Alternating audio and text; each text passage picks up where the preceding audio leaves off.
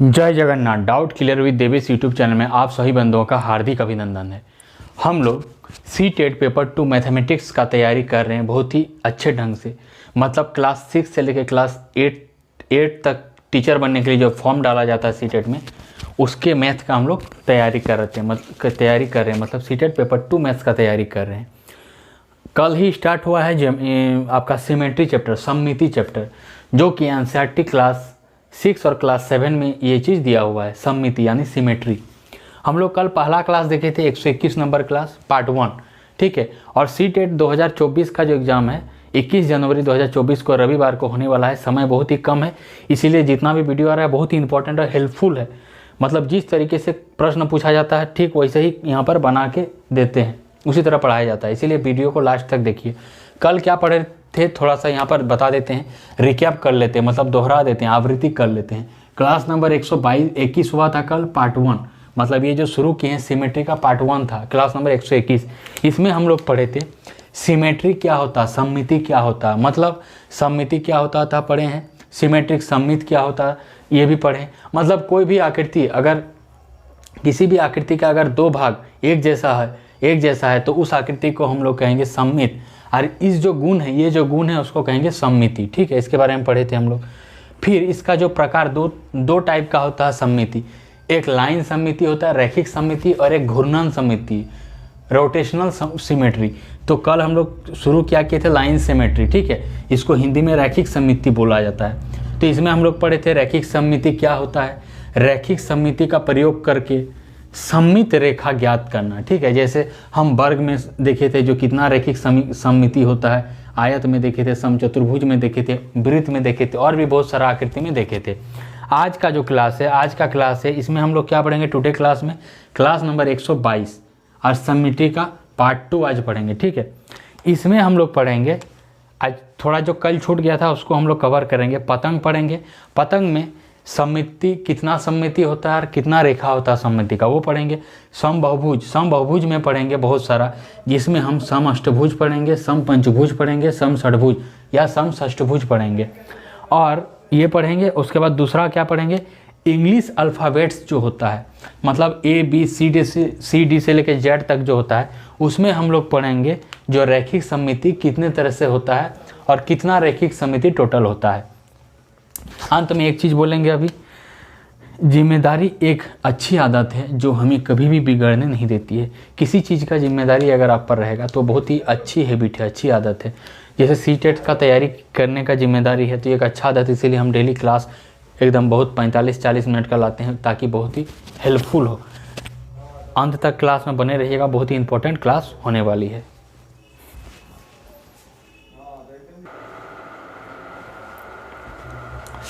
देखिए हम लोग सिमेट्री में लाइन सिमेट्री देख रहे थे, उसमें जो छूटा हुआ था आज उसको बताएंगे। कल बताए थे वर्ग आयत में क्या होता लाइन सिमेट्री, समबाहु त्रिभुज में बताए थे, ठीक है, समद्विबाहु त्रिभुज में। आज जो चीज़ कल बच गया था उसको आज हम पढ़ेंगे। तो हम लोग पढ़ रहे थे सिमेट्री में पहला प्रकार रैखिक सममिति, इससे सी-टेट में प्रश्न भर के पूछता है। तो इसमें जो बचा हुआ था वो पढ़ेंगे आज पतंग, जिसको इंग्लिश में काइट बोलते हैं। ये एक तरह का चतुर्भुज होता है, ठीक है।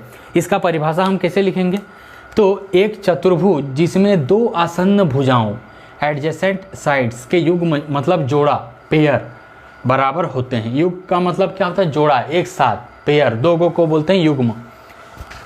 तो देखिए आसन्न भुजाएं क्या होते हैं पहले जान लेते हैं। आसन्न भुजाएं का मतलब होता है कोई भी दो ऐसी भुजाएं जिनमें एक उभयनिष्ठ अंत बिंदु कॉमन एंड पॉइंट हो, तो उसको आसन्न भुजाएं कहते हैं।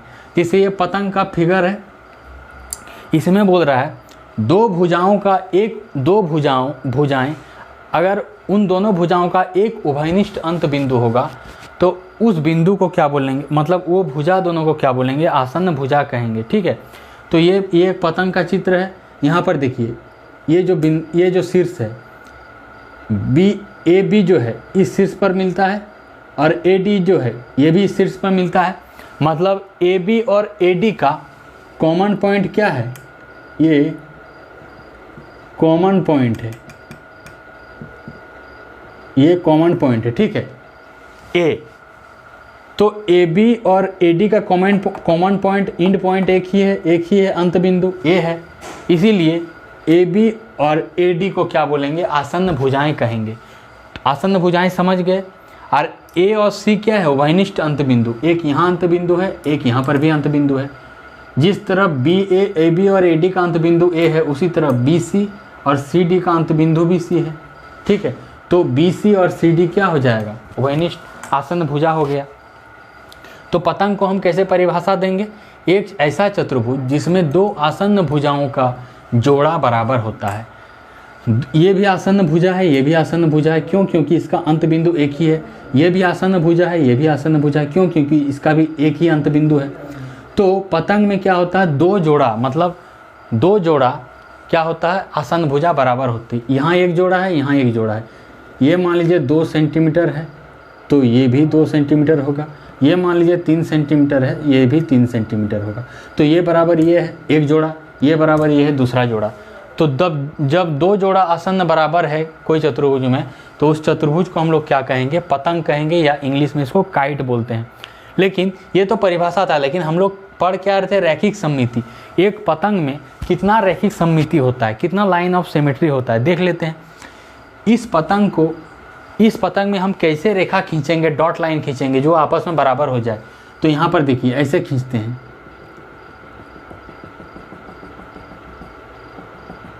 ऊर्ध्वाधर खींचते हैं, लंबाई में खींचते हैं, ठीक है, वर्टिकली इसको बोलते हैं। ऐसे अगर खींचे तो ये वाला हिस्सा 1 हो गया, ये वाला हिस्सा 2 हो गया। देखिए इसका, इस भुजा का मान 2 सेंटीमीटर, इस भुजा का मान 3 सेंटीमीटर, उधर वाला भुजा का मान 2 सेंटीमीटर, उधर वाला इस भुजा का मान 3 सेंटीमीटर, तो आपस में बराबर है।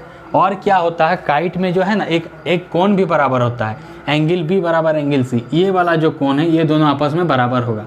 लेकिन ये वाला जो कोण है, एंगल A और एंगल C कभी बराबर नहीं होगा, इसलिए नॉट इक्वल टू लिखे हैं।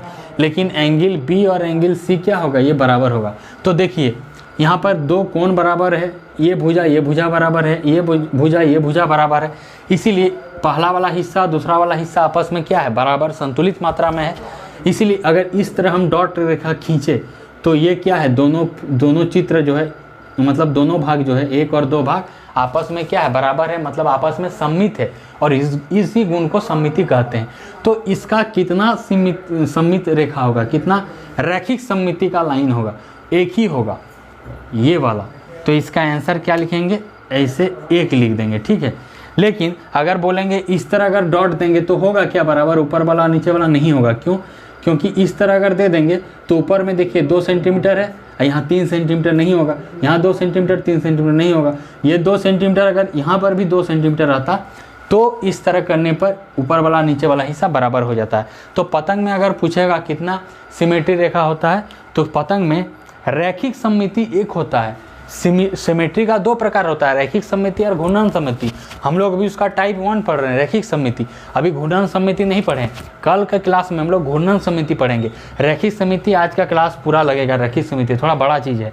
तो पतंग में रैखिक सममिति का संख्या 1 होता है, ठीक है, 1 से ज़्यादा नहीं होता है।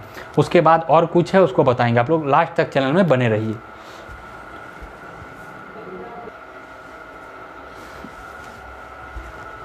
देखिए हम लोग लाइन सिमेट्री पढ़ रहे थे, पतंग तक पढ़ लिए।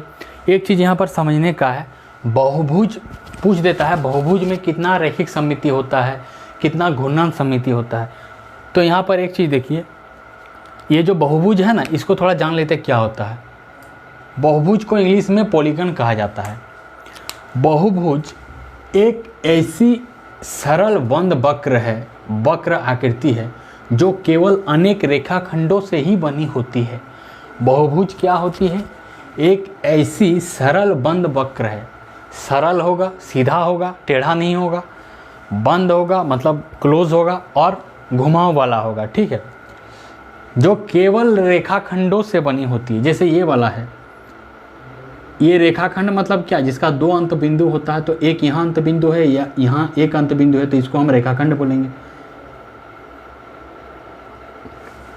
तो देखिए सरल बंद वक्र है, ये सरल है, बंद है, खुला तो नहीं है, बंद है, और वक्र है, जो केवल किससे बना है, रेखाखंड से। एक रेखाखंड यहाँ है, एक रेखाखंड यहाँ है, एक रेखाखंड यहाँ है, और एक रेखाखंड यहाँ है।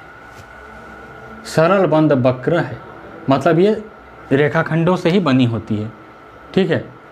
तो ये बहुभुज है। उसी तरह यहाँ पर देखिए ये मतलब बहुभुज में ये त्रिभुज है।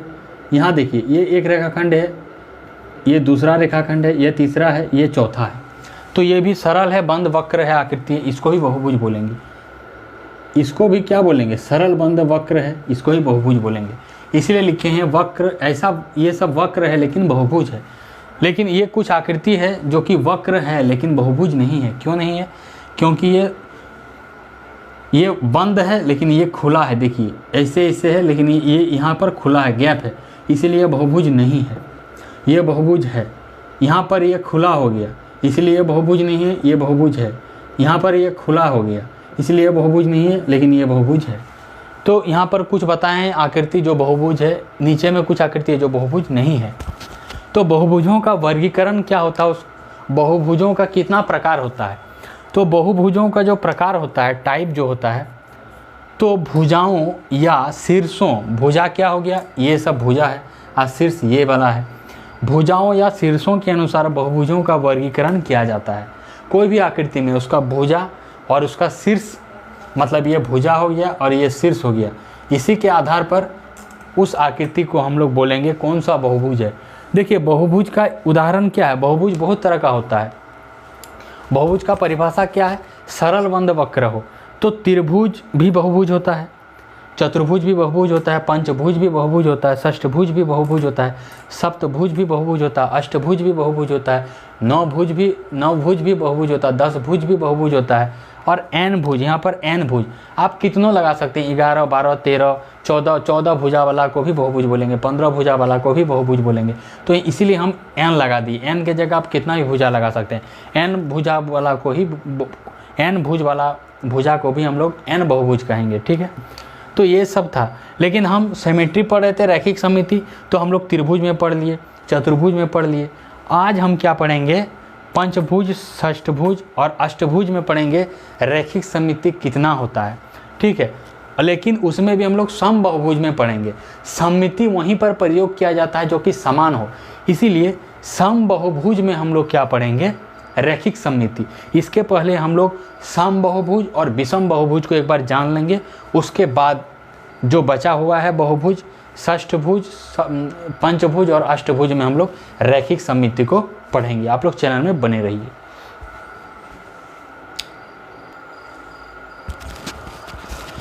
देखिए हम लोग बहुभुज जान लिए, क्योंकि बहुभुज में हम लोग रैखिक समिति पढ़ेंगे, तो सबसे पहले बहुभुज को जानना जरूरी है। हम बहुभुज के बारे में बता चुके थे क्षेत्रमिति या ज्योमेट्री वाला चैप्टर में, फिर भी एक बार बता देते हैं, पढ़ा रहे हैं तो सम, इसका फिर 2 टाइप होता है, सम बहुभुज और विषम बहुभुज। ये बहुत ही इंपॉर्टेंट होता है। इस चीज़ को अगर नहीं जानिएगा तो आपका 1 नंबर गया सीटेट में।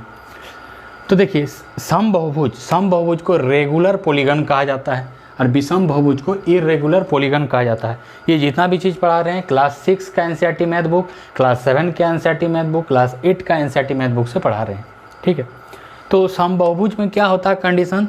समभुज होना चाहिए, मतलब भुजा समान होना चाहिए और समकोणिक होना चाहिए, समान कोण रहना चाहिए, ठीक है। और यहाँ देखिए विषम बहुभुज में क्या होना चाहिए, क्या होता है कंडीशन? भिन्न भिन्न भुजाएं अगर है किसी, अगर आपका आकृति में, तो उसको क्या बोलेंगे? विषम बहुभुज बोलेंगे, ठीक है। तो यहाँ पर देखिए जैसे ये वाला है, एक समबाहु त्रिभुज है, ठीक है। ये वाला समबाहु त्रिभुज है, तो समबाहु त्रिभुज में तीनों भुजा बराबर होती है, तीनों कोण 60 डिग्री होता है, इसीलिए समबाहु त्रिभुज को हम बोलेंगे सम बहुभुज है। क्योंकि ये बहुभुज तो है, क्यों? क्योंकि ये रेखाखंडों से घिरा हुआ है, बंद बहुभुज है। तो ये बहुभुज है लेकिन ये सम बहुभुज है। क्यों? क्योंकि हर जगह इसका भुजा समान है, इसका कोण समान है। इसीलिए अगर इसमें 3 गो रैखिक समिति होता है, वो पढ़ा चुके हैं। तो ये क्या है? वर्ग भी क्या होता है? सम बहुभुज होता है, क्योंकि वर्ग की सभी भुजाएं बराबर होती है, इसका प्रत्येक कोण 90 डिग्री होता है, ठीक है। तो मान लीजिए ये 2 सेंटीमीटर, तो ये भी 2 सेंटीमीटर, ये भी 2 सेंटीमीटर, ये भी 2 सेंटीमीटर। क्यों? क्योंकि वर्ग की सभी भुजाएं आपस में बराबर होती है। तो वर्ग भी एक क्या है? सम बहुभुज है, क्योंकि इसका प्रत्येक कोण और भुजा बराबर है। पंचभुज आ जाइए, पंचभुज भी एक बहुभुज है। पंचभुज, तो ऐसा पंचभुज हम बनाएंगे जो कि समान है, क्योंकि यहाँ बोला गया भुजा समान होना चाहिए, समान कोण होना चाहिए। तो हम दो तरह का पंचभुज होता है, एक सम पंचभुज होता है, एक विषम पंचभुज होता है। सम पंचभुज में सभी भुजा आपस में बराबर होती है, उसका कोण भी बराबर होता है। तो ये पंचभुज है, देखिए एक भुजा है, दो भुजा है, तीन भुजा है, चार भुजा है, ये पांच भुजा है। तो ये 4 सेंटीमीटर, तो ये भी 4 सेंटीमीटर, ये भी 4 सेंटीमीटर, ये भी 4 सेंटीमीटर, ये भी 4 सेंटीमीटर, सब भुजा आपस में बराबर है। और पंचभुज में जो है तो इसको हम बोलते हैं सम पंचभुज, ठीक है, रेगुलर पेंटागन बोलते हैं, और इसका प्रत्येक कोण 108 डिग्री का होता है। तो ये रहा सम बहुभुज का कॉन्सेप्ट। अब विषम बहुभुज क्या होता है इसको देख लेते हैं। विषम बहुभुज को इर्रेगुलर पॉलीगन कहा जाता है। तो देखिए ये इसका भुजा जो है ना भिन्न भिन्न होगा, विषम बहुभुज में अलग अलग भुजा होगा। तो देखिए यहाँ पर एक समकोण त्रिभुज है, ये 3 सेंटीमीटर मान लेते हैं, ये 4 सेंटीमीटर, ये 5 सेंटीमीटर। क्यों? क्योंकि समकोण त्रिभुज तभी तो होगा जब आधार का स्क्वायर जोड़ लंब का स्क्वायर बराबर कर्ण का स्क्वायर होगा, और ये 90 डिग्री है। तो 90 डिग्री का कोण तो है और इसीलिए समकोण बोलते हैं। तो इसका भुजा बराबर है, इसीलिए ये क्या है, विषम बहुभुज है। यहाँ पर कोई भी सिमेट्री रेखा नहीं होगा। उसी तरह आयत में आ जाते हैं, ये क्या है, ये आयत है। आयत भी एक विषम बहुभुज है। क्यों? क्योंकि इसका ये भुजा सामने का भुजा बराबर होता है। उसी तरह ये भुजा बराबर होता है। प्रत्येक कोण तो 90 डिग्री होता है, कोण तो समान होता है, लेकिन चारों भुजाएं बराबर नहीं होती है, इसीलिए ये एक विषम बहुभुज है। और जिस तरह से हम सम पंचभुज देखें उसी तरह से विषम पंचभुज भी होता है। विषम पंचभुज कैसे हो जाएगा, जैसे 5 भुजा है, 1 भुजा, 2 भुजा, 3 भुजा, 4 भुजा, 5 भुजा तो है। तो ये 4 सेंटीमीटर है, तो ये भी 4 सेंटीमीटर मान लेते हैं। ये देखिए ये छोटा भुजा है 2 सेंटीमीटर, तो ये भी 2 सेंटीमीटर, ये 3 सेंटीमीटर। आप यहाँ देख सकते हैं भुजा का जो मान है वो अलग अलग है, एक 4 है, एक 2 है, एक 3 है, ठीक है। तो इसीलिए इसको बोलेंगे विषम पंचभुज। आज हम लोग जो पढ़ेंगे रैखिक समिति पढ़ रहे हैं। रैखिक समिति में हम लोग जो छूट गया था कल बहुभुज में, आज बहुभुज में हम लोग त्रिभुज चतुर्भुज के बारे में पढ़ चुके थे, वृत्त भी देख लिए थे, आज पतंग देख लिए। अब बहुभुज में कुछ चीज़ बचा हुआ है, जैसे आज पढ़ेंगे सम पंचभुज, सम षष्ठभुज और सम अष्टभुज। इसमें देखेंगे जो कितना सिमेट्री रेखा होता है, रैखिक समिति का संख्या इसमें कितना होता है। एक चीज़ हमेशा याद रखिएगा, जब भी रैखिक समिति का पूछा जाएगा क्वेश्चन में, तो उसका मतलब वो आकृति सम होना चाहिए, मतलब बराबर वाला होना चाहिए, उसका भुजा बराबर होना चाहिए, तो ही हम समिति ज्ञात कर पाएंगे। क्यों? क्योंकि समिति का मतलब क्या होता है, बराबर या संतुलित मात्रा, संतुलित अनुपात। तो बराबर और संतुलित अनुपात कौन सा आकृति में होगा, जिसका भुजा बराबर होगा उसी में। इसीलिए हम लोग हमेशा जितना भी होता है वो सम बहुभुज में हम लोग सममिति रेखा ज्ञात करते हैं, ठीक है। लेकिन सम बहुभुज में, विषम बहुभुज में, आयत में भी सममिति रेखा होता है। तो ये रहा आपका सम बहुभुज और विषम बहुभुज। अब हम लोग पढ़ेंगे सम बहुभुज में सममिति रेखा ज्ञात करेंगे पंचभुज, षष्ठभुज और अष्टभुज में। आप लोग चैनल में बने रहिए।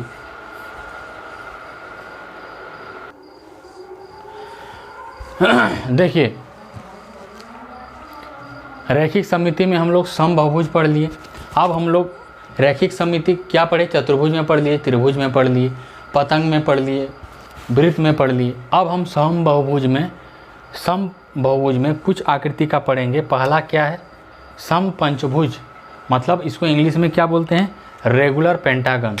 रेगुलर पेंटागन बोला जाता है, ठीक है, इंग्लिश में। इसमें हम लोग देखेंगे जो कितना रैखिक सममिति होता है। तो ये क्या होता है, इसका मतलब सभी भुजाएं समान होता है। सम पंचभुज में 5 भुजा होगा, 1 2 3 4 5, सभी भुजाएं समान। इसको 3 माने, इसको भी 3 हो गया, ये भी 3 हो गया, ये भी 3 हो गया, ये भी 3। मतलब इस तरह से इसको बना है जिसमें सभी भुजा 3 सेंटीमीटर हो, मतलब सभी भुजाएं बराबर है, सभी कोण समान है, सभी कोण समान है। 108 डिग्री का होता है प्रत्येक कोण, ठीक है, पंचभुज में। तो समान होना चाहिए, 108 डिग्री का होना चाहिए। अब हम लोग देखेंगे इसमें इस सम पंचभुज में, इसका नाम क्या है, सम पंचभुज, रेगुलर पेंटागन इसका नाम है। इसमें हम लोग देखेंगे जो कितना सिमेट्री हो सकता है, कितना लाइन ऑफ सिमेट्री या रैखिक समिति कितना हो सकता है। देखिए कितना पंचभुज में कितना रैखिक समिति होगा, उसको हम लोग अभी देखेंगे। तो देखिए सबसे पहले हम क्या करेंगे, ऐसे ऊपर से खींचेंगे, ऊपर से ड्रॉ करेंगे लाइन, ऊपर से ड्रॉ कर दिए, इसको L1 नाम दिए। क्यों? क्योंकि सममिति रेखा को हम L small m small n नाम देते हैं। तो ये वाला हिस्सा बराबर हो गया। क्यों? क्योंकि ये भी 3 सेंटीमीटर है, ये भी 3 सेंटीमीटर है, ये भी 3 सेंटीमीटर है, ये भी 3 सेंटीमीटर है, और ये 1.5 सेंटीमीटर है, ये 1.5 सेंटीमीटर। और फिर किधर से देंगे, ये हिस्सा जो है ऐसे को लाइन ड्रॉ किए, इसको L2 नाम दे दिए। तो ऊपर वाला हिस्सा और इस रेखा के नीचे वाला हिस्सा बराबर है। क्यों? क्योंकि ये 3 है, ये 3 है, ये 1.5 है, ये 3 है, ये 3 है, ये 1.5 है, बराबर है। उसी तरह देखिए यहाँ से ऐसे खींचेंगे, इसको L3 नाम दे दिए। तो इधर वाला ऊपर वाला हिस्सा नीचे वाला हिस्सा आपस में क्या है, बराबर है। क्यों? क्योंकि ये 3 है, ये 3 है, ये 1.5 है, ये 3 है, ये 3 है, ये 1.5 है, आपस में बराबर है। तो तीसरा सममितीय रेखा प्राप्त हो गया। अब देखिए इसको ये वाला कोना से मिलाएंगे यहाँ, इसको L4 नाम दे दिए। तो इसके ऊपर वाला हिस्सा इसके नीचे वाला हिस्सा आपस में बराबर है। क्यों? क्योंकि ये 3 सेंटीमीटर है, ये 3 सेंटीमीटर, ये 1.5 सेंटीमीटर है, ये 3 है, ये 3 है, ये 1.5 है, तो आपस में बराबर है, संतुलित मात्रा में है। 4 सममितीय रेखा 4 प्राप्त हुआ। अब एक ठो ये जो कोना है इसको ऐसे मिलाएंगे यहाँ से, इसको L5 नाम दे दिए। 5 सममितीय रेखा, तो इसके ऊपर वाला हिस्सा बराबर है इसके नीचे वाला हिस्सा। क्यों? क्योंकि ये 1.5 है, ये 3 है, ये 3 है, उसी तरह ये 1.5 है, ये 3 है, ये 3 है। तो आप देख सकते हैं अब नहीं होगा। क्यों? क्योंकि जब यहाँ लेने जाएंगे तो फिर वही वाला L1 मिल गया, यहाँ इसको जब लेंगे तो फिर वही वाला है L2 है, अब रिपीट होगा। इसीलिए एक समपंचभुज में कितना सममितीय रेखा है, 1 2 3 4 5। तो इसका सममितीय रेखा का संख्या कितना हो गया यहाँ पर, 5। ठीक है, बढ़िया से लिखते हैं 5। और एक चीज़ ध्यान दीजिएगा, जितना बहुभुज का भुजा का संख्या होगा उतना ही सममिति होगा, रैखिक सममिति होगा। तो इसका कितना भुजा है, 1 2 3 4 5, इसीलिए 5 रैखिक सममिति हुआ। अब हम समषष्ठभुज यानी समषष्ठभुज में देखेंगे जो कितना आपका सममिति रेखा प्राप्त होता है।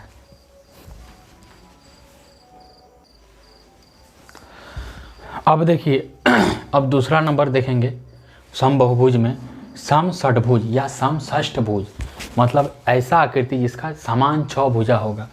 ये देखिए पहला भुजा, ये दूसरा भुजा, ये तीसरा भुजा, ये चौथा भुजा, ये पांचवा भुजा, ये छठा भुजा, इसीलिए इसको समषष्ठभुज कहते हैं। सभी भुजा का माप समान है, 3 सेंटीमीटर, ये भी 3, ये भी 3, ये भी 3, ये भी 3, ये भी 3।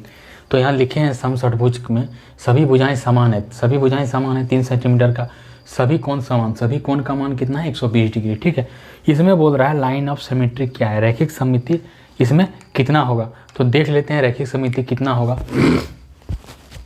सबसे पहले ये जो रैखिक सममिति का लाइन है ऊपर से ड्रॉ करेंगे, है इसको L1 नाम देती है।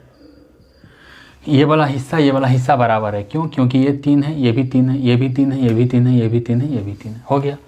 अब देखिए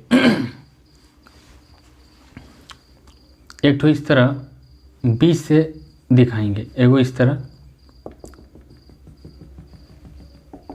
बीच से दिखाएंगे। ठीक है,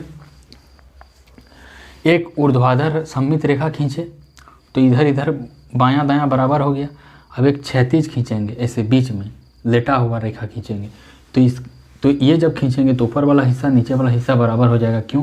क्योंकि ये 3 है, ये 3 है, ये भी 3 है, ये भी 3 है, ये 1.5 है, ये 1.5 है, ये 1.5 है, ये 1.5, सब बराबर है। ऊपर का मान, ऊपर का जितना भाग है नीचे का जितना, और नीचे का भाग आपस में बराबर है, संतुलित अनुपात में है, इसलिए ऊपर का भाग और नीचे का भाग सममितीय आकृति है। तो दूसरा सममितीय रेखा प्राप्त हो गया। अब कहाँ से हो सकता है, अब देखिए ये जो कोना, इस कोना को मिलाएंगे, ये जो कोना है इस कोना को मिलाएंगे, ये तीसरा सममितीय रेखा प्राप्त हो गया। तो इसके इधर वाला हिस्सा, इसके इधर वाला हिस्सा आपस में बराबर है। क्यों? ये 3 है, ये 3 है, ये 3 है, ये 3 है, ये 3 है, ये 3 है, ये 3 है, ये 3 है, आपस में बराबर है। तीसरा सममितीय रेखा प्राप्त हो गया। चौथा क्या होगा, ये कोना इस कोना को मिलाएंगे, देखिए यहाँ पर इसको, अच्छा बाद में नाम देंगे। इस डॉट रेखा के ऊपर का भाग नीचे का भाग समान है। क्यों? क्योंकि ये 3 है, ये 3 है, ये 3 है, ये भी 3 है, ये भी 3 है, ये भी 3 है, तो ये भी सममितीय आकृति हुआ। 4 गो हुआ अभी तक। उसके बाद देखिए यहाँ से ड्रॉ करेंगे, ये जो है ना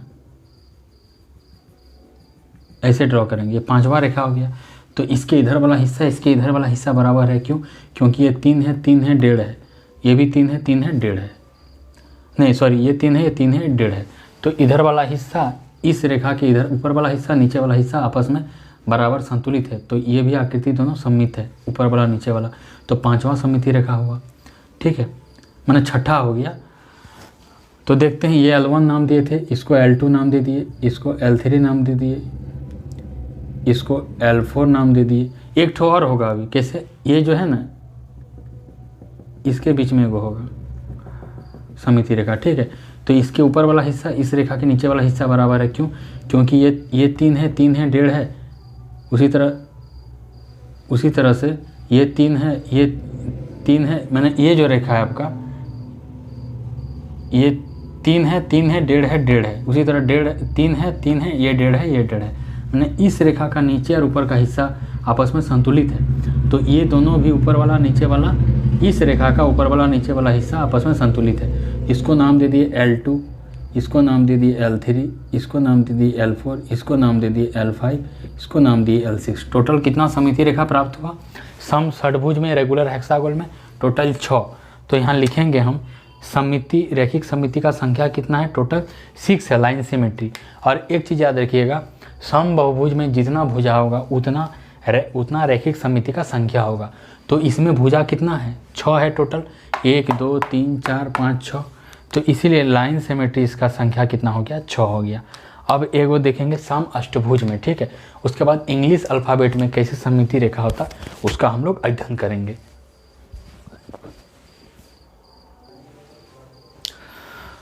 अब हम लोग देखिए सम अष्टभुज में कितना, सम अष्टभुज मतलब तीसरा, सम पंचभुज देख दिए, सम षष्ठभुज देखे। अब सम अष्टभुज में हम लोग रेगुलर ऑक्टागोन में देखेंगे जो कितना सममिति रेखा खींचा जा सकता है। इसका सभी भुजाएं समान होती है। ये देखिए, पहला भुजा, दूसरा भुजा, तीसरा भुजा, चौथा भुजा, 5वां भुजा, छठा भुजा, 7वां भुजा, 8वां भुजा, टोटल 8 भुजा है। क्योंकि इसीलिए नाम रेगुलर ऑक्टागोन है, अष्टभुज। सभी भुजा आपस में समान है, ये 4 है ये 4 है ये 4 है ये 4 है ये 4 है ये 4 है ये 4 है ये 4 है, ठीक है। अब इसमें रैखिक सममिति कितना होगा, लाइन सिमेट्री कितना होगा, उस चीज़ को हम लोग देखेंगे। तो ऐसे पहले खींचेंगे ऊर्ध्वाधर, ये वाला सिमेट्री। तो इधर वाला हिस्सा बराबर है, क्यों? क्योंकि ये 4 है ये 4 है ये 4 है, ये 2 है ये 2 है, क्योंकि 4 का आधा, ये 4 है ये 4 है ये 4 है, ये 2 है ये 2 है। इधर वाला हिस्सा उधर वाला हिस्सा बराबर है। तो आकृति, दोनों आकृति, ये दोनों आकृति आपस में क्या है? सममिति है। तो रैखिक सममिति पहला वाला मिला। दूसरा कैसे मिलेगा? दूसरा ऐसे ड्रॉ करेंगे, देखिए ऐसे, ठीक है। ऐसे ड्रॉ किए तो इसके ऊपर वाला हिस्सा नीचे वाला हिस्सा बराबर होगा। कैसे? ये 4 है ये 4 है ये 4 है ये 2 है ये 2 है, ये 4 है ये 4 है ये 4 है ये 2 है 2 है। तो नीचे और ऊपर का भाग संतुलित समान अनुपात में है। तो इसीलिए दूसरा सिमेट्री लाइन प्राप्त हो गया, ठीक। अब तीसरा कैसे प्राप्त होगा? तीसरा जो है ना, ये जो है यहाँ से ऐसे कर दिए, ठीक है। तो देखिए, इसके इधर वाला हिस्सा, इसके नीचे ऊपर वाला हिस्सा, इस रेखा के नीचे वाला हिस्सा बराबर संतुलित अनुपात में है। कैसे? क्योंकि ये 2 है, 4 का आधा 2 है, 4 है 4 है 2 है, ये 4 है, उसी तरह और फिर 2 है, तो 2 है, फिर इधर नीचे वाला 2 है, 4 है 4 है 4 है, फिर 2 है। तो ऊपर का हिस्सा इस रेखा का, नीचे का हिस्सा आपस में बराबर है। तो ये भी एक सममिति रेखा प्राप्त हुआ। फिर कहाँ से प्राप्त होगा? ये जो रेखा, ये जो तीर है, इसको ऐसे मिलाएंगे,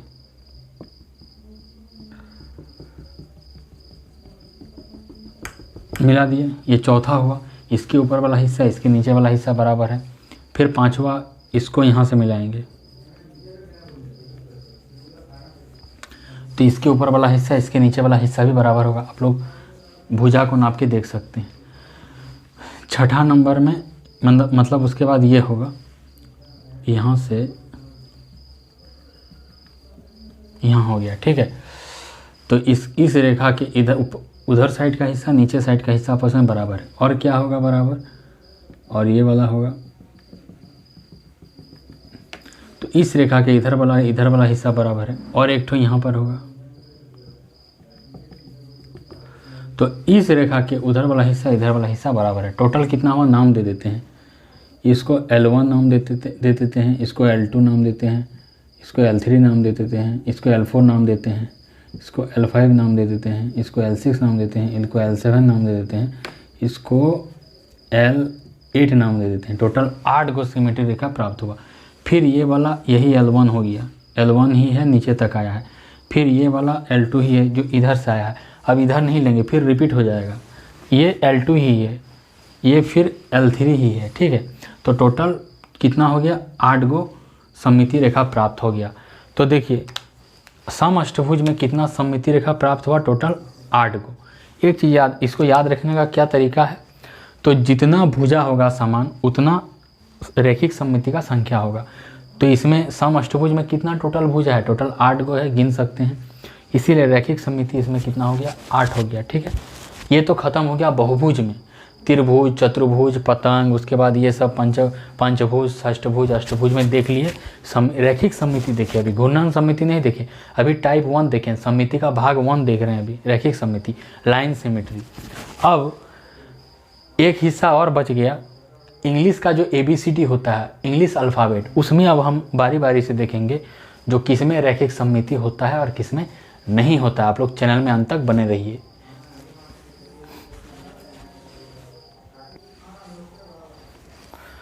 अब देखिए हम लोग उतना सब देख लिए, आकृति में, बहुभुज में कैसे सममिति रेखा, रैखिक सममिति रेखा कितना होता है। अब लास्ट पार्ट बचा हुआ है, रैखिक सममिति देख रहे हैं। इंग्लिश अल्फ़ाबेट, इसमें भी प्रश्न पूछा जाता है। इंग्लिश अल्फ़ाबेट दे देगा, बोलेगा इसमें बताइए रैखिक सममिति कितना है। तो इंग्लिश अल्फ़ाबेट आज का लास्ट टॉपिक है, लास्ट चीज़ है। हम लोग इंग्लिश 26 गो लेटर में देख लेंगे कितना सममिति होता है, उसके बाद क्लास समाप्त हो जाएगा। तो देखिए इंग्लिश अल्फ़ाबेट्स में रैखिक सममिति, ठीक है। इंग्लिश अल्फ़ाबेट्स क्या होता है, ग्रुप, AB 26 लेटर का जो ग्रुप होता है उसको बोलते हैं इंग्लिश अल्फ़ाबेट, वर्णमाला जिसको बोलते हैं हिंदी में। तो 26 लेटर का समूह को अल्फ़ाबेट बोला जाता है। तो एक एक करके हम लोग देखते हैं। देखिए ए में किस तरह से हम कह सकते हैं कि ये सममित है। तो सममित जो रेखा खींचते हैं ऐसे भी खींच सकते हैं, ऊपर से नहीं, मतलब जब लेटर में खींचेंगे तो ऐसे खींचेंगे और एक बार ऐसे खींचेंगे। 2 तरीके से इसको चेक कर सकते हैं। इस तरह खींचेंगे उसको बोलते हैं ऊर्ध्वाधर सममित रेखा, यानी वर्टिकल सिमेट्री लाइन। और इस तरह जब खींचते हैं तो उसको बोलते हैं क्षैतिज सममित रेखा या हॉरिजॉन्टल सिमेट्री लाइन। तो देखिए इस तरह अगर खींचते हैं हम सममिति रेखा, बीच में ऐसे डॉट दे देते हैं, तो इधर वाला हिस्सा 1 नंबर मान लेते हैं, इधर वाला हिस्सा 2 नंबर। तो बायां वाला हिस्सा दायां वाला हिस्सा बिल्कुल बराबर है, ठीक है। लेकिन इस तरह अगर डॉट देंगे तो ऊपर वाला नीचे वाला हिस्सा बराबर नहीं होगा। क्यों? क्योंकि ऊपर वाला त्रिभुज जैसा है और नीचे वाला ऐसा फैला हुआ है। इसका मतलब इंग्लिश अल्फ़ाबेट में जो लेटर ए है उसका सममित रेखा टोटल कितना होगा, 1 होगा। कितना होगा, यहाँ पर लिख दिए 1 होगा, ठीक है। सममिति रेखा यहाँ पर हम लिख रहे हैं, यहाँ ऐसे करके लिख रहे हैं, आप इसको देखिएगा। सिमेट्री लाइन कितना होगा, टोटल 1, ठीक है। बी में देखते हैं, बी में अगर इस तरह खींचते हैं, इस तरह अगर खींच देंगे तो इधर का भाग बराबर नहीं होगा। क्यों? क्योंकि इधर गोल है, इधर लाइन है। ऐसे अगर खींचते हैं तो ऊपर वाला हिस्सा नीचे वाला, ऊपर वाला का 1 मान लेते हैं, नीचे वाला का 2। तो देखिए 1 नंबर भाग और 2 नंबर भाग आपस में बराबर है, संतुलित मात्रा में है। इसीलिए इसका भी जो सिमेट्री लाइन होगा, बी का लाइन ऑफ सिमेट्री टोटल कितना होगा, 1 होगा। वो भी हॉरिजॉन्टल वाला होगा, इसमें वर्टिकल वाला होगा, ठीक है। अब यहाँ सी को देखते हैं, कैपिटल लेटर सी इसी तरह लिखा जाता है। सी को देखेंगे तो सी को ऐसे डॉट देंगे तो इधर वाला हिस्सा खाली हो गया, इधर वाला पूरा घुमा हुआ है, तो बराबर होगा नहीं। ऐसे अगर खींचते हैं बीच में डॉट, ऐसे खींचते हैं तो ऊपर वाला हिस्सा नीचे वाला हिस्सा आपस में बराबर है। बीच में अगर खींचते हैं हम, मान लीजिए यहाँ पर खींचते हैं तो इसको 1 मान लेते हैं, इसको 2 मान लेते हैं। तो देखिए ध्यान से 1 वाला हिस्सा 2 वाला हिस्सा आपस में बराबर असंतुलित मात्रा में लग रहा है, तो ये भी सममित है। और ये हॉरिजॉन्टल है, इसीलिए इसका सिमेट्री लाइन क्या हो गया, इसका लाइन ऑफ सिमेट्री भी 1 हो गया। और वो भी क्या है, हॉरिजॉन्टल है। इस तरह डी होगा क्या, डी को अगर इस तरह डॉट देंगे तो इधर घुमा, इधर गोल है, इधर लाइन है, तो बराबर नहीं होगा। ऐसे अगर डॉट देते हैं इस तरह में, क्षैतिज वाला में, हॉरिजॉन्टल वाला में, और इसको 1 मान लेते हैं, इसको 2 मान लेते हैं, तो ऊपर वाला हिस्सा नीचे वाला हिस्सा आपस में संतुलित और बराबर है, इसीलिए सममित होगा। तो इसका भी कितना हो गया सममित रेखा 1, और वो भी क्या हो गया सिमेट्री लाइन बराबर 1, वो भी क्या है हॉरिजॉन्टल वाला। ठीक है, इंग्लिश लेटर ई में आते हैं। ई में अगर इस तरह खींचेंगे, इस तरह ऊपर से वर्टिकली में, तो इधर बंद हो गया, इधर खुला, बराबर नहीं होगा। अगर बीच में इसका खींचते हैं, ऐसे बीच में खींचते हैं, तो इसका ऊपर वाला हिस्सा एक ठो है और लाइन है, इसका भी नीचे वाला हिस्सा लाइन है और एक ठो है, मतलब बराबर हो जाएगा। इसको 1 मान लेते हैं, इसको 2 मान लेते हैं, तो ऊपर वाला 1 भाग और नीचे वाला 2 भाग आपस में बराबर और संतुलित है। तो उस हिसाब से इसका लाइन ऑफ सिमेट्री कितना हो जाएगा, टोटल 1 हो जाएगा, वो भी हॉरिजॉन्टल वाला हुआ, मतलब क्षैतिज वाला हुआ। ठीक, एफ देख लेते हैं। एफ में अगर इस तरह खींचते हैं, इस तरह अगर खींच रहे हैं एफ में, तो देखिए इधर कुछ नहीं है, इधर 2 डंडी है, बराबर तो हुआ नहीं है दाएँ बाएँ। अगर मान लीजिए इस तरह खींच देते हैं, तो नीचे ऊपर में 1 डंडी है, नीचे में खाली लाइन है, डंडी नहीं है, तो ये भी बराबर हुआ नहीं। मतलब इसका जो सिमेट्री लाइन है एफ में, सिमेट्री लाइन है नो या 0, कुछ भी नहीं है। ठीक है, इसको ऐसे हम लोग काट देते हैं, कुछ भी नहीं है, नहीं हो सकता। एफ अंग्रेजी का एफ लेटर में सिमेट्री लाइन नहीं हो सकता। ठीक है, जी में आते हैं। जी को अगर वर्टिकली ऐसे काटते हैं, तो देखिए इसके उधर दूसरा आकृति है, इसके इधर दूसरा आकृति है, बराबर होगा नहीं। ऐसे ड्रॉ करते हैं, तो इसके ऊपर भी दूसरा आकृति खुला हो गया, इधर बंद हो गया, होगा नहीं। तो इसका जो लाइन ऑफ सिमेट्री होगा, सिमेट्री लाइन, इसका भी क्या हो जाएगा, नहीं होगा, कुछ नहीं होगा। ठीक है, मतलब इसका सिमेट्री लाइन नहीं होगा। एच में देख लेते हैं, इंग्लिश लेटर का एच में इसको देख लेते हैं। अगर हम ऐसे वर्टिकली ऐसे खींचते हैं, तो इधर मान लेते हैं 1 भाग, इधर मान लेते हैं 2 भाग। तो बायां वाला देखिए 1 डंडी है और 1 इस तरह छोटा सा हिस्सा है, दायां में भी 1 डंडी है, 1 छोटा सा हिस्सा है। तो दायां वाला हिस्सा बराबर है, मतलब ये आपस में क्या है सिमेट्रिक है। तो 1 सममिति रेखा प्राप्त हुआ।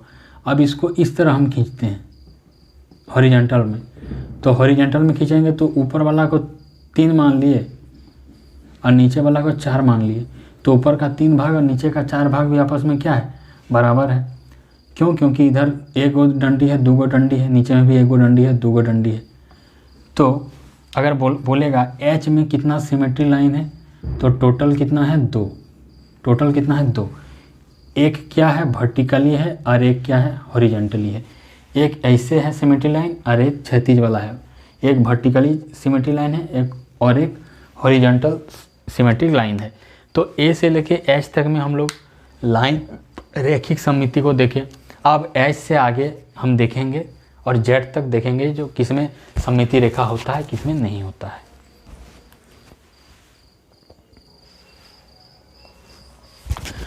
अब देखिए हम लोग एच तक देख चुके हैं, उसके आगे हम लोग देखेंगे इंग्लिश अल्फ़ाबेट में आगे वाला लेटर सब में जो कौन सा रेखा में कौन सा लेटर में सममिति रेखा होता है, कौन सा में नहीं। तो आई से स्टार्ट करते हैं। इंग्लिश लेटर आई में देखिए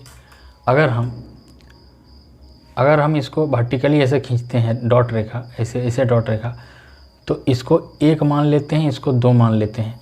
तो बायां वाला हिस्सा में 1 डंडी है, दायां में भी 1 डंडी है, नीचे में 1 डंडी है। तो आपस में सिमेट्री है, मतलब एक सममिति रेखा प्राप्त हो गया, मिल गया। उसी तरह अगर ऐसे बीच में अगर ऐसे काट दिए ऐसे, तो ऊपर में देखिए एक सिंगल इस तरह है और इस तरह है, नीचे में भी ऐसे है और इस तरह है।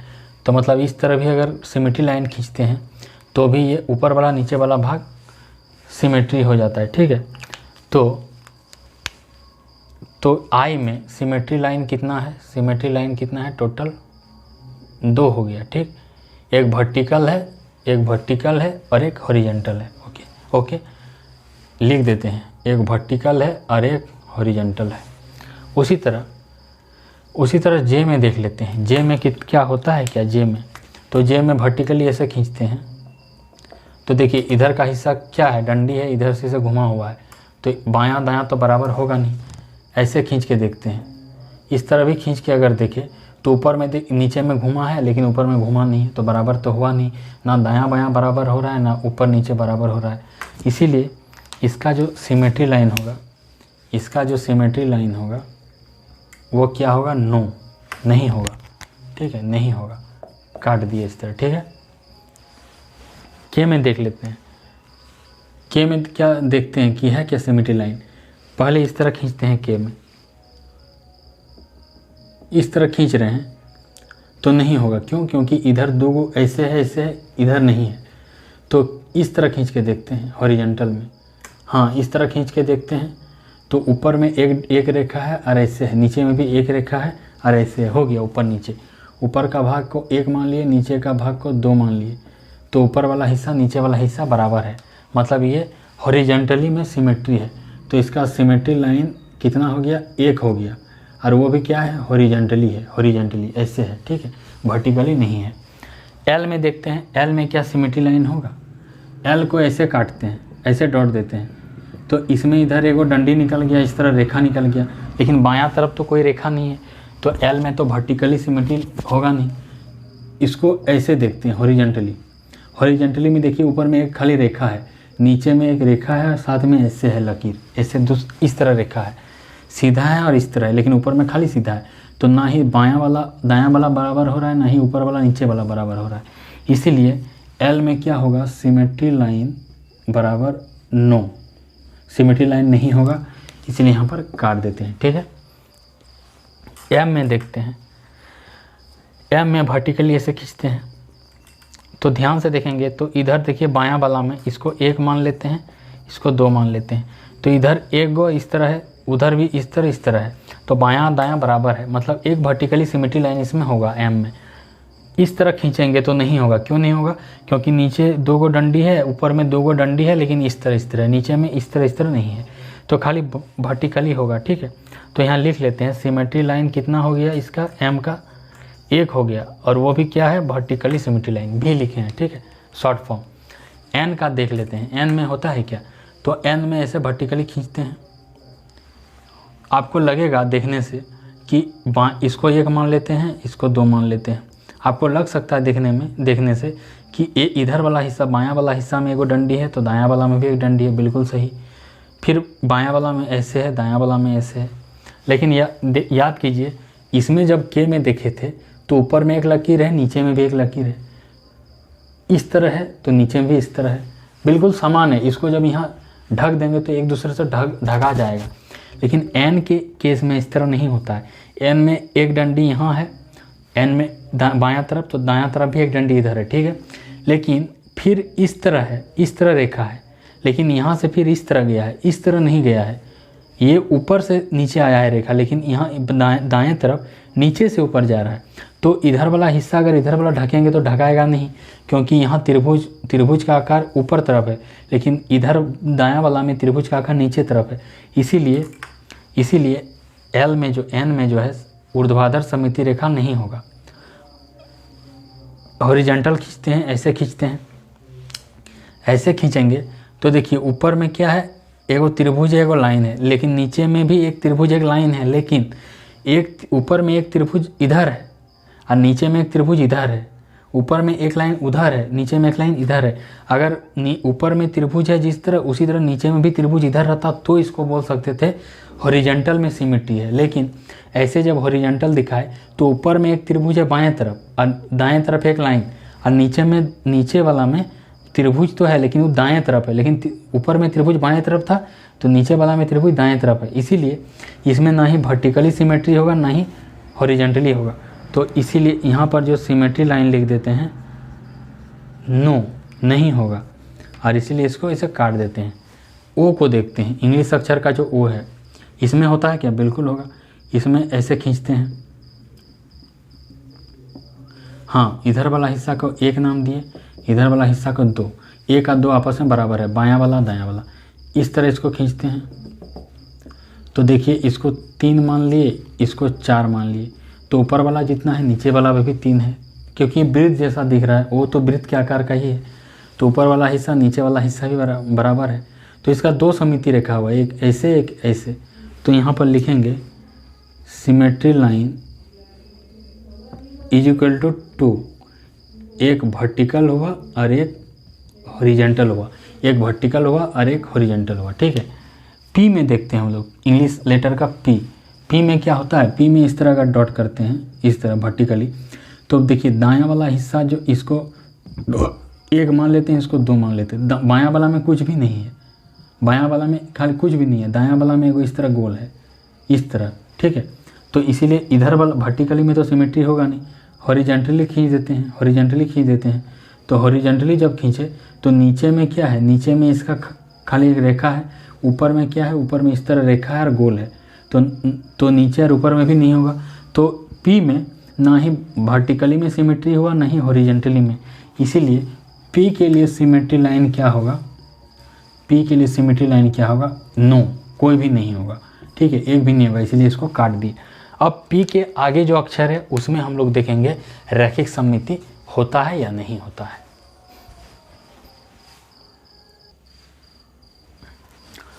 अब देखिए पी तक देख लिए इसके पहले, अब हम क्यू से लेके जेड तक में देखेंगे जो कितना में सममिति रेखा है और रैखिक सममिति है और किस में नहीं है। अभी हम लोग खाली लाइन सिमेट्री को देख रहे हैं, मतलब सिमेट्री का पहला प्रकार को देख रहे हैं। कल का क्लास में हम लोग इसका दूसरा प्रकार को देखेंगे, घूर्णन सममिति, रोटेशनल सममिति। तो देखिए क्यू अक्षर में देखते हैं, तो क्यू में ऐसे वर्टिकली खींचते हैं डॉट, तो इसका जो इधर बायां वाला हिस्सा, दायां वाला हिस्सा बराबर नहीं है। क्यों? क्योंकि इस तरह निकला हुआ है, एक पूंछ निकला हुआ है, लेकिन बायां में तो निकला नहीं, होगा नहीं। अगर ऐसे खींचते हैं तो देखिए नीचे में फिर एक पूंछ हो गया, ऊपर में पूंछ नहीं है। ऊपर में नीचे में गोल तो है, लेकिन नीचे में पूंछ है, लेकिन ऊपर में पूंछ नहीं है। पूंछ निकला हुआ है, लेकिन ऊपर में पूंछ बंद है। तो क्यू में सिमेट्री लाइन क्या है, नहीं होगा। तो नहीं होगा तो इसके लिए लिखते हैं symmetry line is equal to no, ठीक है, क्यू में। तो क्यू में नो लिखते हैं, इस तरह काट देते हैं, क्यू में सिमेट्री लाइन नहीं होगा। आर में हम लोग देख लेते हैं, आर में वर्टिकली इस तरह खींचते हैं, तो बायां वाला देखिए एगो लाइन है और इस तरह है, दायां में एगो गोल है और इस तरह पूरा है। तो ना बायां बराबर है ना दायां बराबर है, तो इस तरह में वर्टिकली में तो होगा नहीं। हॉरिजॉन्टली खींचते हैं, ऐसे खींचते हैं, तो हॉरिजॉन्टली जब खींचते हैं तो ऊपर में एगो गोल है, नीचे में लेकिन गोल नहीं है, ऐसे है और ऐसे है, खुला हुआ है। तो आर में ना वर्टिकली हुआ ना हॉरिजॉन्टली हुआ, मतलब ना ऊर्ध्वाधर हुआ ना क्षैतिज हुआ। तो आर के लिए भी हम लोग लिखेंगे, आर के लिए भी हम लोग यहाँ पर लिखते हैं symmetry line is equal to no, कोई भी सिमेट्री रेखा इसमें नहीं है, तो इसको भी काट देते हैं आर को, ठीक है। एस में हम लोग आ जाते हैं, एस में, तो एस में ऊपर से ऐसे देते हैं। तो देखिए बायां वाला हिस्सा और दायां वाला हिस्सा बराबर नहीं है, क्योंकि बायां में ऐसे है, ऊपर में ऐसे घुमा हुआ, लेकिन दायां में घुमा हुआ तो है, लेकिन नीचे में, ऊपर में नहीं है। फिर बायां में ऐसे खुला हुआ नीचे है, दायां में खुला हुआ ऊपर है, तो बायां दायां बराबर है नहीं। अब ऐसे खींचते हैं, ऐसे हॉरिजॉन्टली जब खींचते हैं तो इसे हुक टाइप का घुमा हुआ दाएं तरफ है, लेकिन नीचे में हुक टाइप का बाएं तरफ है घुमा हुआ। तो ना ही इसका वर्टिकल सिमेट्री हुआ, ना ही हॉरिजॉन्टली हुआ, ना ही ऊर्ध्वाधर हुआ, ना ही क्षैतिज हुआ। तो इसमें हम सिमेट्री लिखते हैं, एस के लिए सिमेट्री लाइन नो, कोई भी नहीं है सिमेट्री लाइन, और इसीलिए इसको इस तरह काट देते हैं, ठीक है। एस में सिमेट्री लाइन कोई भी नहीं होगा। टी में देखते हैं, इंग्लिश अक्षर टी, टी में क्या है, टी में अगर ऐसे वर्टिकली खींचते हैं डॉट लाइन, तो देखिए इसको 1 मान लिए, इसको 2 मान लिए, तो इसमें होगा। क्यों? क्योंकि बाएं तरफ ऐसे है निकला हुआ रेखा, दाएं तरफ भी ऐसे रेखा निकला हुआ है, तो इधर खाली है, इधर भी खाली है, तो मतलब हॉरिजॉन्टली वर्टिकली इसका हो गया सिमेट्री। लेकिन जब हॉरिजॉन्टली ऐसे खींचेंगे तो नहीं होगा। क्यों? क्योंकि ऊपर में तब एक लाइन ऐसे आ रहे, एक ऐसे हो जाएगा, नीचे में खाली ऐसे रेखा है, ये वाला नहीं है, तो खाली वर्टिकली में हो गया, वर्टिकली में खाली होगा टी का सिमेट्री। तो इसका सिमेट्री लाइन कितना होगा, लिखेंगे 1, और वो भी क्या वर्टिकली, मतलब ऐसे ऊर्ध्वाधर, ठीक है, वही चीज़ लिखे हैं। यू में देख लेते हैं, यू में क्या होगा, तो ऐसे वर्टिकली खींचते हैं, हाँ, तो देखिए बायां वाला हिस्सा दायां वाला हिस्सा बराबर है, इसको 1 मान लेते हैं, इसको 2 मान लेते हैं। तो ध्यान से देखिए बायां का जितना भाग है दायां का भाग उतना बराबर है। तो यू अक्षर जो है इंग्लिश का वर्टिकली सिमेट्री है, लेकिन अगर इस तरह खींच देंगे तो बराबर नहीं होगा ऊपर और नीचे का मान। क्यों? ऊपर में 2 लाइन है खुला हुआ है, नीचे में 2 लाइन घुमा हुआ है और बंद है, तो खाली वर्टिकली में बराबर हो रहा है, सिमेट्री वर्टिकली में होगा यू में। तो यू में सिमेट्री लाइन लिख देते हैं कितना होगा 1, और वो भी क्या होगा वर्टिकली होगा, वो भी क्या है वर्टिकली है। इसको लिख देते हैं वर्टिकली, ठीक है, यहाँ पर आप देख सकते हैं। अब भी में आ जाते हैं, भी में देखते हैं क्या इंग्लिश अक्षर का जो भी है इसमें सिमेट्री होता है क्या। ऐसे इसको वर्टिकली खींच देते हैं डॉट लाइन, इसको 1 मान लेते हैं, इसको 2। तो देखिए बायां वाला दायां वाला बराबर है, क्यों, क्योंकि रेखा इस तरह उठा हुआ, यहाँ पर भी दायां में भी उठा हुआ रेखा है, तो बायां दायां बराबर है, मतलब वर्टिकली में तो है। क्या हॉरिजॉन्टल में है, नहीं है, क्यों, हॉरिजॉन्टल में अगर ऐसे खींच देंगे तो नीचे में देखिए त्रिभुज बन जाता है, ऊपर में ऐसे कोई त्रिभुज नहीं बनता, ऐसे खुला बन जाता है। तो खाली भी में वर्टिकली में सिमेट्री लाइन है, ठीक है, तो इसीलिए इसका सिमेट्री लाइन 1 गो हो जाएगा, वो भी क्या है, वो भी वर्टिकली है। ऐसे इसको ऊर्ध्वाधर बोलते हैं या वर्टिकली, इसीलिए इंग्लिश अक्षर का भी लिखे हैं, ठीक है। डब्लू में क्या है, डब्लू में अगर वर्टिकली ऐसे खींच देते हैं, ऊर्ध्वाधर डॉट लाइन खींचते हैं सममित रेखा, तो इसको 1 मान लेते हैं, इसको 2 मान लेते हैं, तो इधर वाला हिस्सा बराबर है, क्यों, क्योंकि इधर देखिए बायां में ऐसे है तो दायां में भी ऐसे है, फिर बायां में ऐसे उठा है, दायां में भी उठा है, तो इसका इधर वाला हिस्सा बराबर है।